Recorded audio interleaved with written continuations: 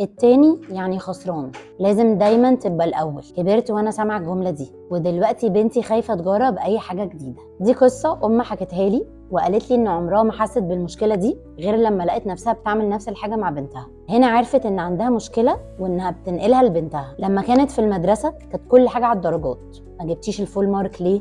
فلانة جابت أحسن منك ليه؟ بتقولي ما كنتش عمري بسمع كلمة برافو، برافو عليكي، شاطرة إنك جربتي، شاطرة إنك حاولتي، مجهودك حلو، أنا فخورة بيكي. كنت دايما بسمع كلمة ممكن تعملي أحسن من كده، والمفروض تبقي الأولى. الرسالة هنا إيه؟ قيمتك تساوي درجاتك. لو مش الأحسن وأحسن حد كمان تبقي ما تساويش حاجة، يعني تبقي مش كفاية. هي بتقولي فلما بنتي دلوقتي بتيجي مثلا جايبة 18 من 20 بقول لها طب والدرجتين دول راحوا فين؟ لقيتني بدور على النقص مش المجهود. وبنتي بقت دايما خايفة تجرب أي حاجة جديدة، خايفة تجرب رياضة جديدة عشان لو ما بقتش شاطرة فيها، خايفة ترسم عشان الرسم ممكن تطلع وحشة، عايشة في خوف دائم إن هي تطلع مش كفاية أو مش شاطرة.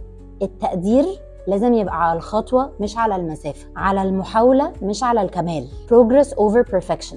في الكوميونتي بتاعتنا بنتكلم عن ازاي نشجع ولادنا بطريقة إيجابية وبطريقة تعرف تبني ثقتهم في نفسهم، تخليهم يجربوا من غير خوف ويعرفوا ان قيمتهم مش مرتبطة بإنجازاتهم. لو عايزة تعرفي التفاصيل وتتعلمي الأدوات دي اكتبي لي كلمة interested في التعليقات تحت، ودعمي ولادك وحافظي على طاقتك.